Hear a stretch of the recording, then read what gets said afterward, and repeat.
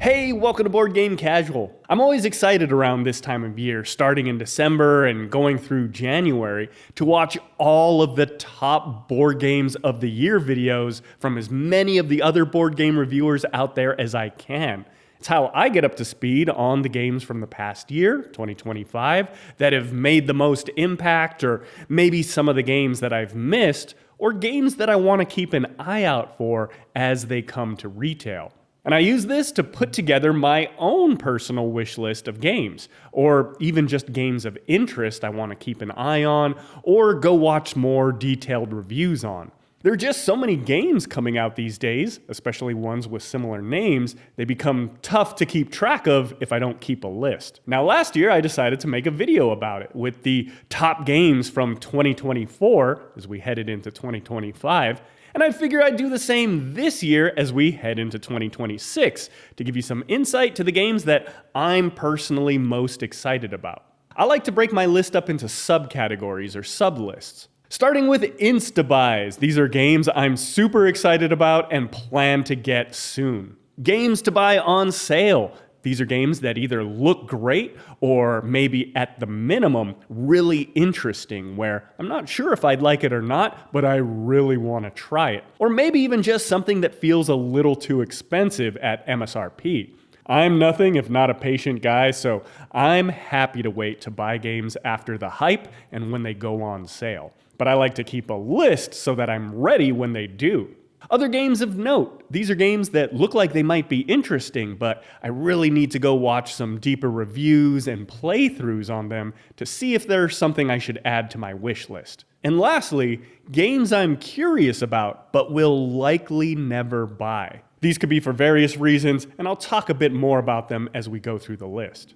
Now, last year I said, while I wouldn't call 2024 a lackluster year for games, it just didn't have quite as many games overwhelming me with excitement like some of the previous years. Again, 2024 had some awesome games, but 2018 to 2023 just had so many games where each year I had these huge wish lists of games that I wanted, and 2024 just felt a little small by comparison. Well, candidly, I feel even less strong about 2025. There are definitely some solid games that I'm really excited about, but my overall list feels fairly small compared to those other years. And by no means am I some crotchety gamer who's saying they don't make good games anymore. I think this is just the natural ebb and flow of the industry. I know tariffs certainly played a role this year, and certainly there are going to be some years where what jives with my personal tastes are just stronger than others. Speaking personally, I'm a bit relieved, and I'm taking this as a good thing because there are still so many games I want to play or buy from previous years, and so many unplayed games on my shelf, that I'm glad I don't have this overwhelming backlog of even more new games that I want. With that said, let's get into the list. Rather than trying to do this in an ascending order and building up to the most intriguing game, I'm going to start with the games that interest me the most and then work my way down. The first category is Insta-Buys. This year there's a clear game that I'm most excited about. It certainly doesn't seem like the meatiest game in terms of strategy, but everyone seems to be raving about this game, and it seems right up my alley, and that's Hot Streak. I have a lot more friends that aren't board gamers than those that are, and so I really like having lightweight but high fun games on the shelf that appeal to a wide audience. And the fact that Hot Streak is getting so much praise by board game hobbyists gives me confidence that my board gamer friends will like this one too. Another reason I'm personally interested in this game is because it's actually really similar to a sumo-themed game that I was designing, particularly in how players draft and play cards that can influence any of the characters on the board, but don't know how other players may influence those same characters. I really like this idea. Hot Streak obviously seems to do this 10 times better than what I was designing, so I'm eager to check it out. And of course, we'll have to go back to the drawing board with my game and think about how to pivot. Now, Hot Streak is so popular, it's actually sold out at the moment, but as soon as that one comes back in stock, I'm looking to pick it up. Moving on to the games that I want to keep an eye on to hopefully scoop up when they're on sale, Moon Colony Bloodbath is definitely one that caught my eye earlier this year.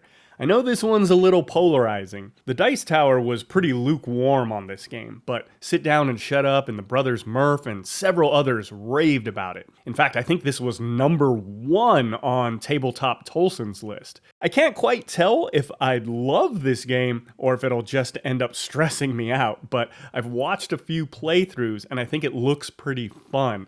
I like this kind of idea of building things up to then try to survive as best you can as everything erodes away. And it's something that I want to scoop up if there's ever a good deal.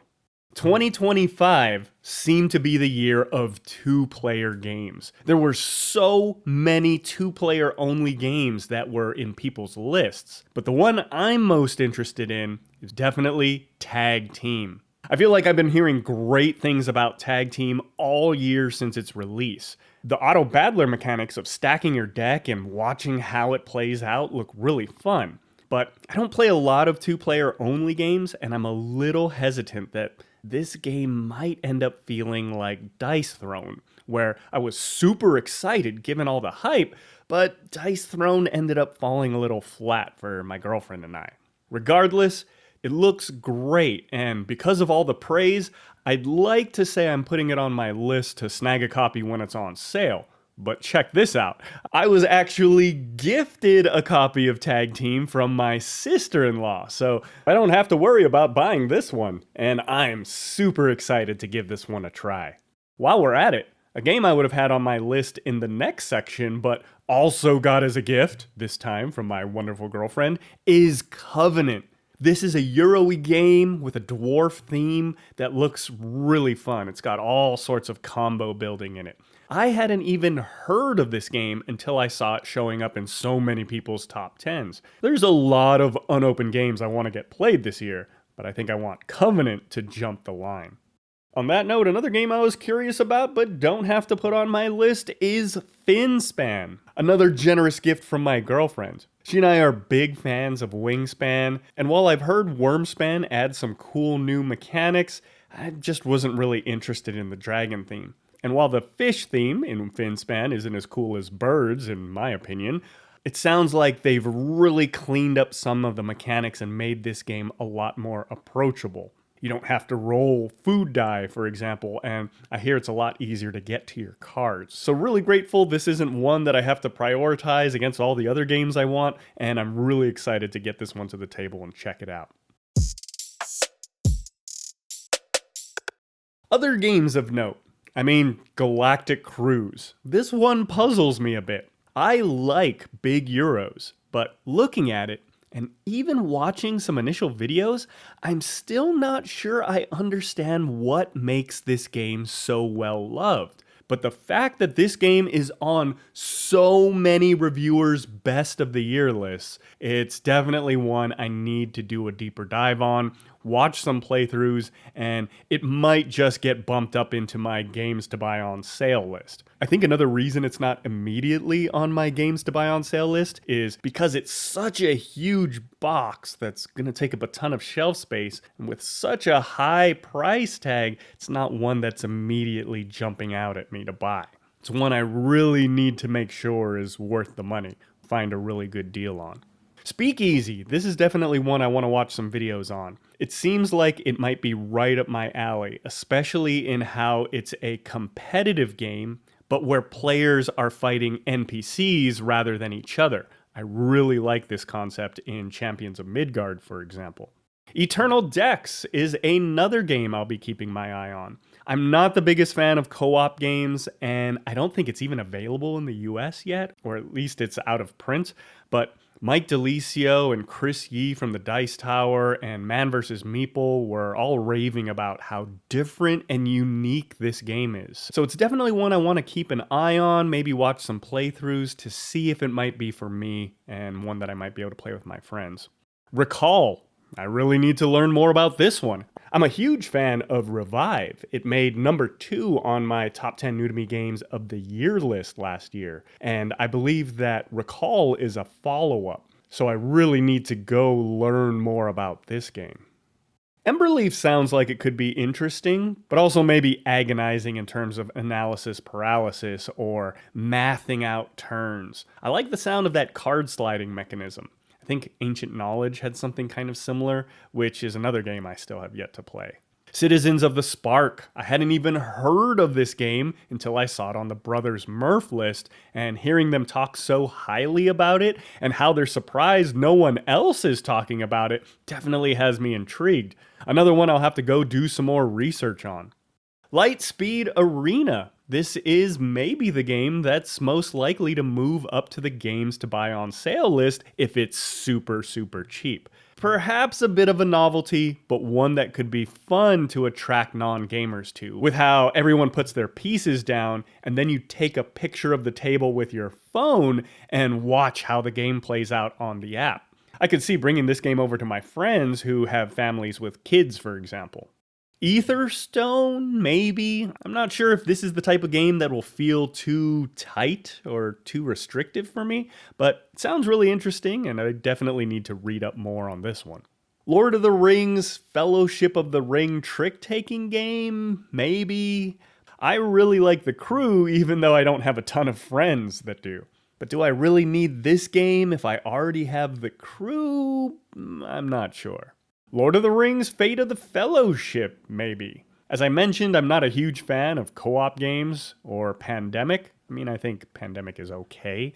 But maybe this is the theme that would be worth jumping back into the Pandemic system with the right group. Gilded Realms is another game I hadn't heard about and didn't see on anyone's list except for Tabletop Toolbox, but it was his number 1 game. It looks really cool and seems like something I'd like, but also maybe something that would be tough to get to the table. I definitely need to watch some videos on this one and get a feel for what it's like. And lastly, we have the games I'm curious about, but will likely never buy. I like to put this list together just to kind of stay up to date with everything that's out there. I'm curious about Vantage. I do like the occasional sandbox video game, but not sure how much I'd enjoy this in a board game experience. Nor am I sure it's the right game for my friends. And of course, like I said, I'm not a huge co-op guy in general. But obviously, this is another one at the top of so many people's lists, and being a Stonemaier game, it has me intrigued. It's just not one I'm actively seeking out. Similarly, Origin Story, another Stonemaier game. This is another one I wasn't even aware of until I saw it on some top 10s. Now, personally, the art does absolutely nothing for me. In fact, I think the overall looks of this game are a big turnoff, but the tableau building of your superheroes sounds pretty cool.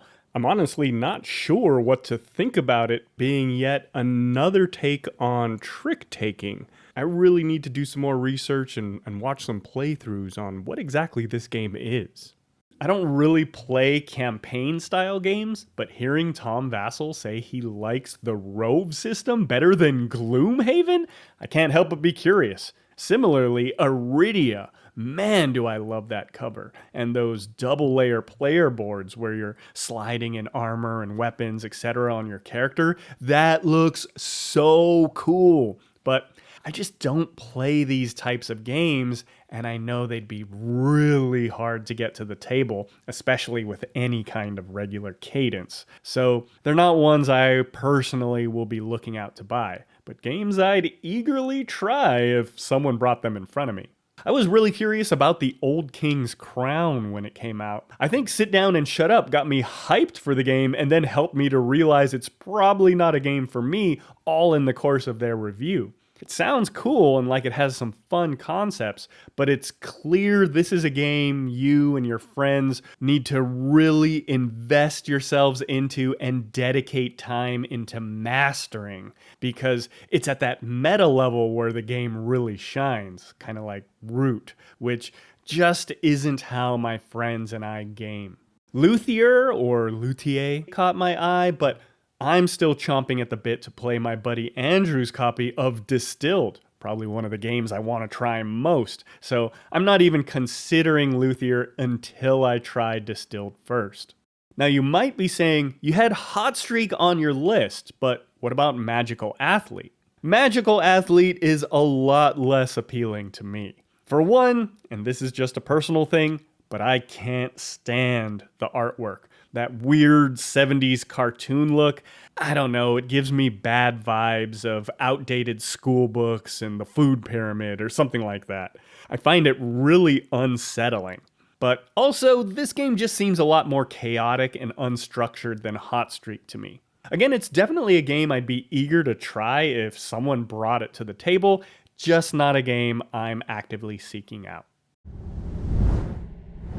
There you have it, my takeaways from all the reviewers' top board games of 2025 lists, and which of those games I'm most interested in. Again, a bit of a lighter list this year, but honestly, I'm glad. There's still so many games from previous years I want to play, and so many older games I want to track down. This will help me catch back up. Shout out to all the reviewers out there making lists. I love watching them. And shout out again to Vitus979 on Board Game Geek, who puts together the meta compilation, which is also a key asset in helping me wrap my head around who's rated what. Definitely go check that out and give that post a thumbs up if you haven't. I'd love to hear what games from 2025 you're most excited about, or what 2025 games you have on your wish list down in the comments. And if you've played some of these games and think I need to bump any of these up the list, let me know. That's going to do it for this video. Thank you so much for watching. Thank you for liking and subscribing. And I'll see you next time here on Board Game Casual.